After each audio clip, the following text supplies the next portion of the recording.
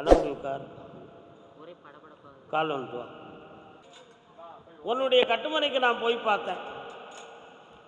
1.25 ஆண்டுகளாக உன்னுடைய விவசாயத்துக்கும் உன்னுடைய வீடுக்கும் மாந்திரிகத்தால் ஒரு சில துன்பங்கள் நடந்திருக்கு என்பது உங்கள் வீட்டுக்குள்ளே உள்ளவங்களுடைய பேச்சும் அதுதான், உண்மையும் அதுதான்.